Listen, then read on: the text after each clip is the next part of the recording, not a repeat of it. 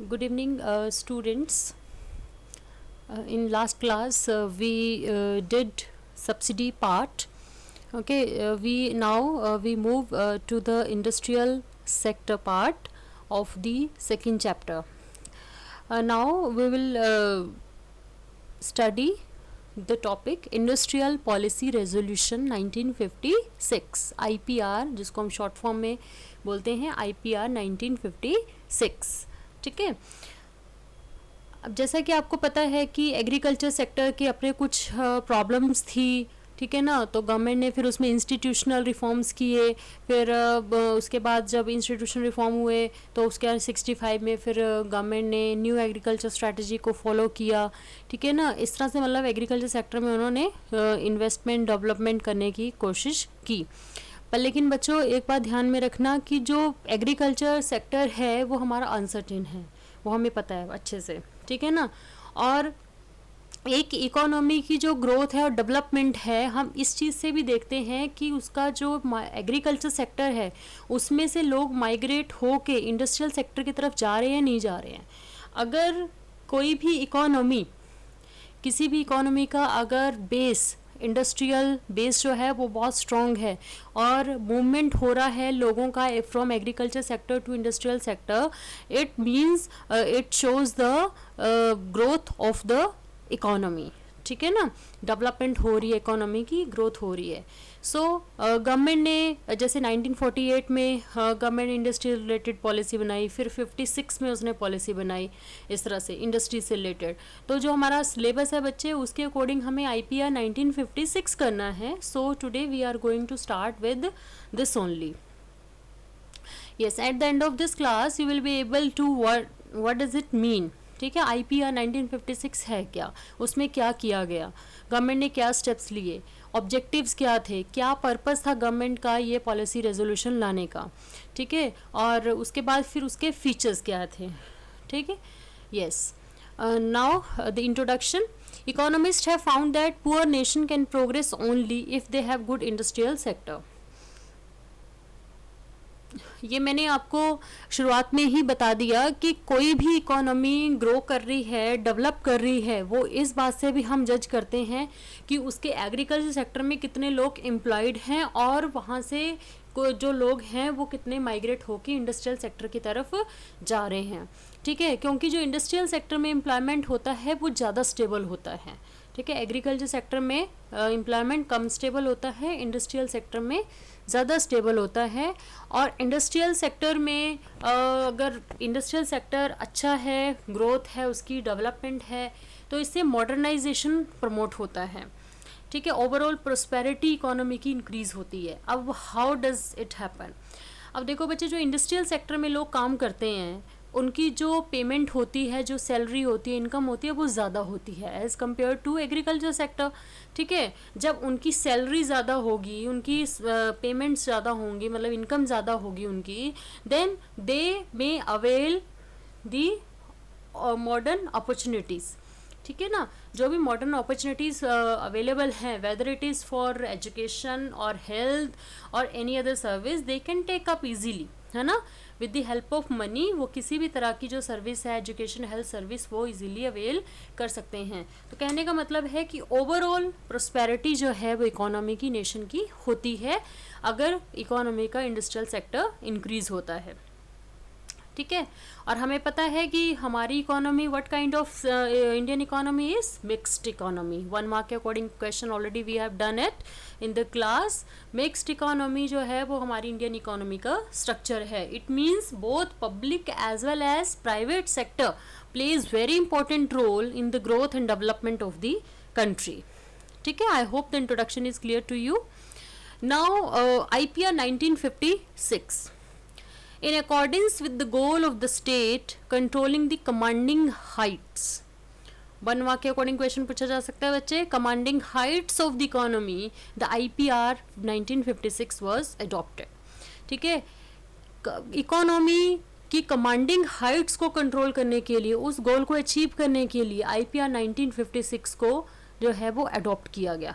Now what does it mean, what do you mean by commanding Heights.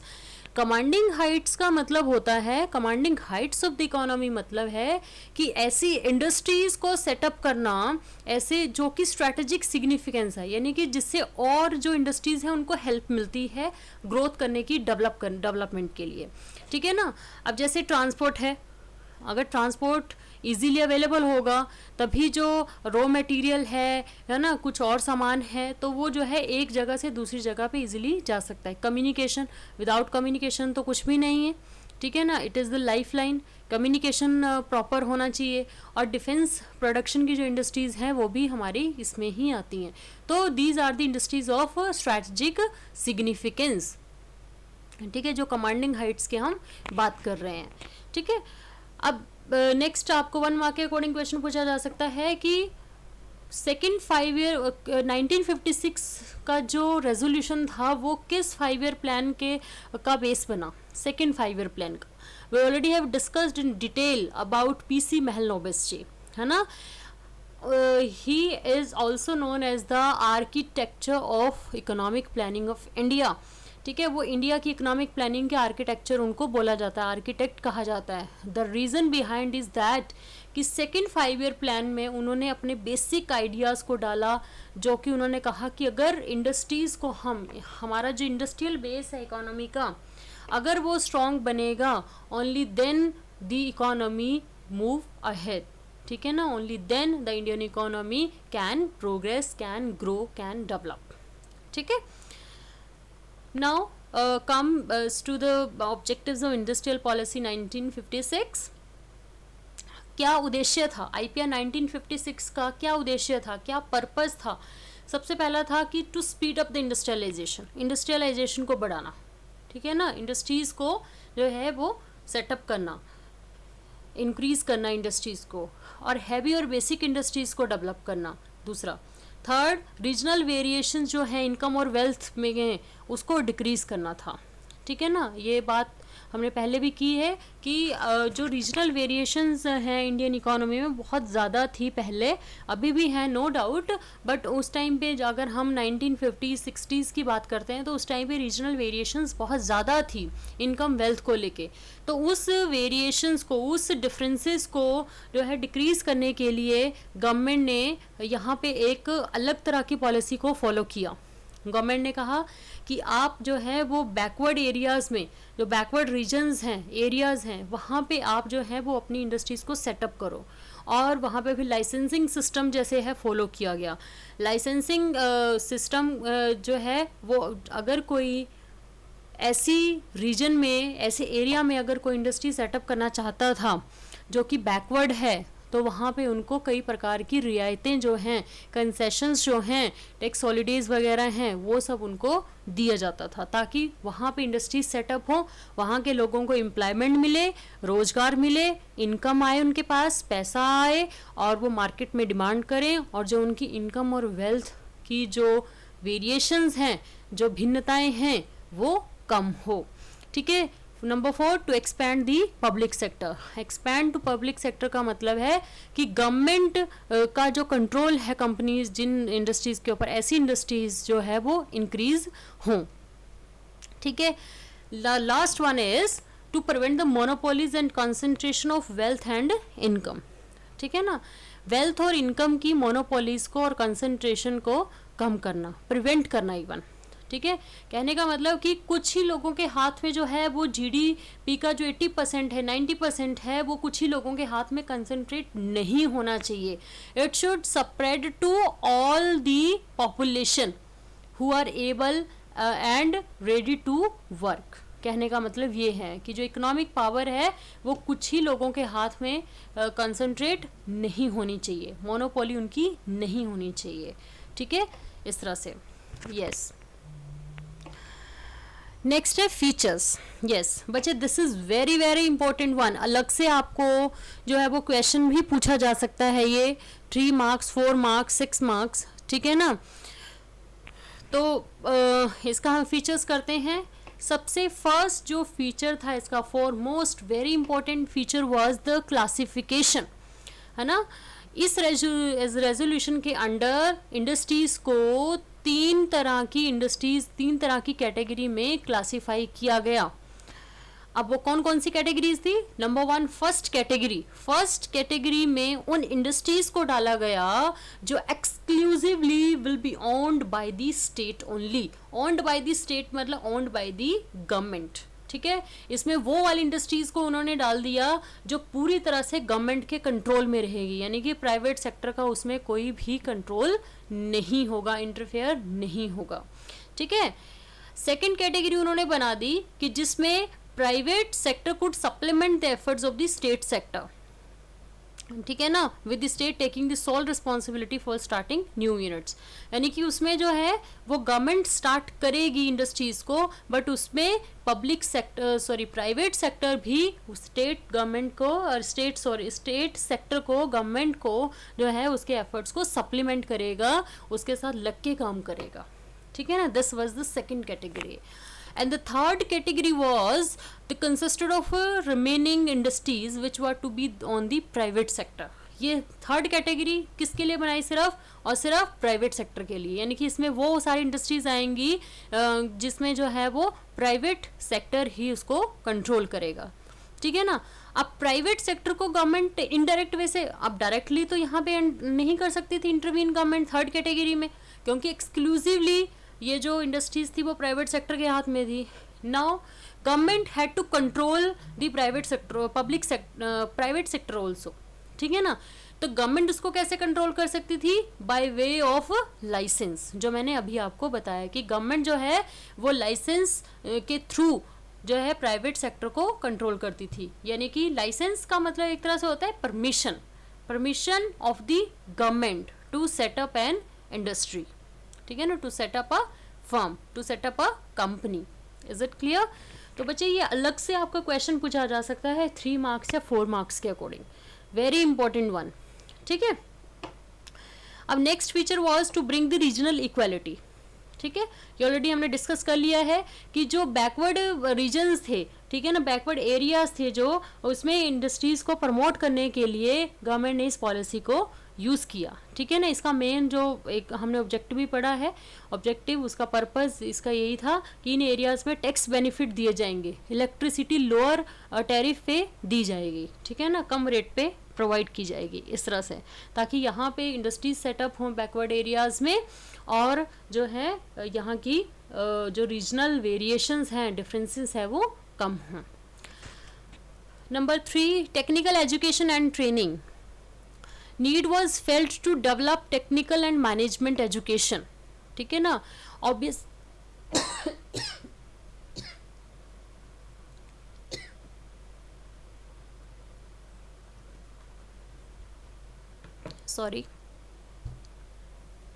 sorry for interruption.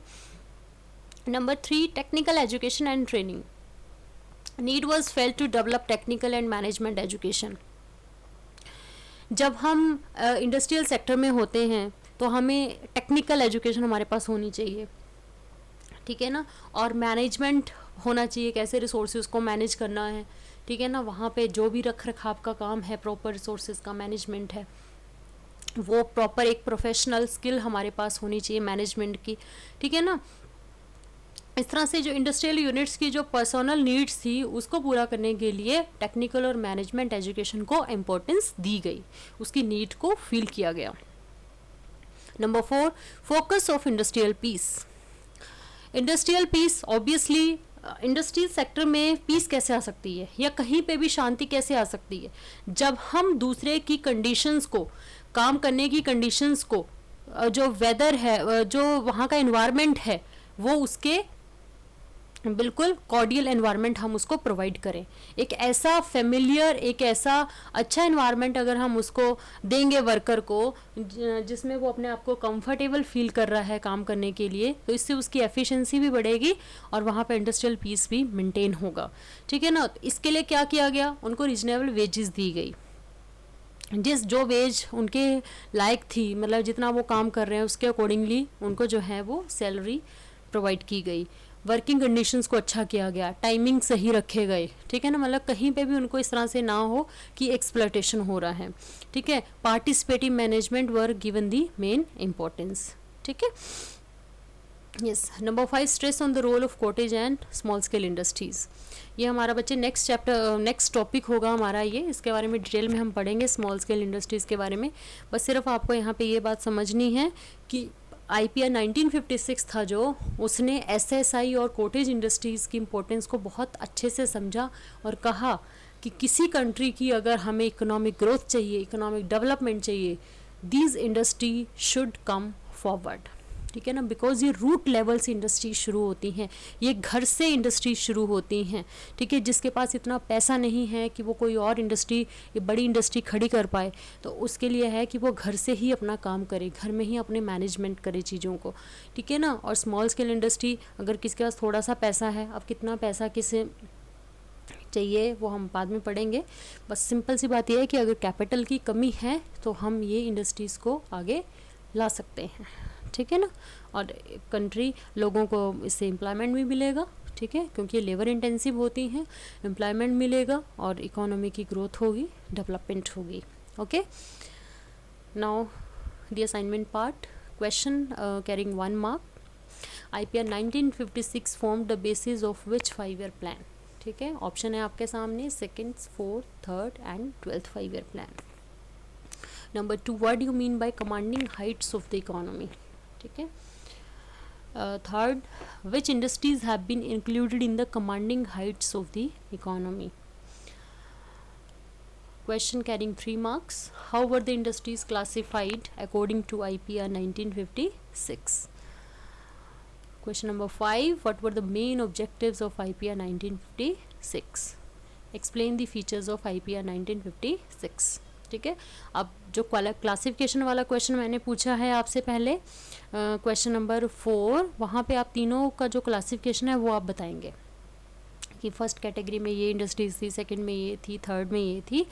But when the question comes for explain the features of IPR 1956, तो उसमें classification वाला part भी आ जाएगा और जो दूसरे उसके features बताए हैं मैंने वो भी सारे इसमें इंक्लूड हो जाएंगे। ठीक है, I hope the concept is clear to you all. If not, you may contact to me. Okay, so this is all about IPR 1956, Industrial Policy Resolution 1956। Next chapter हम जो करेंगे वो होगा हम आपका स्मॉल स्केल इंडस्ट्रीज़ के ऊपर।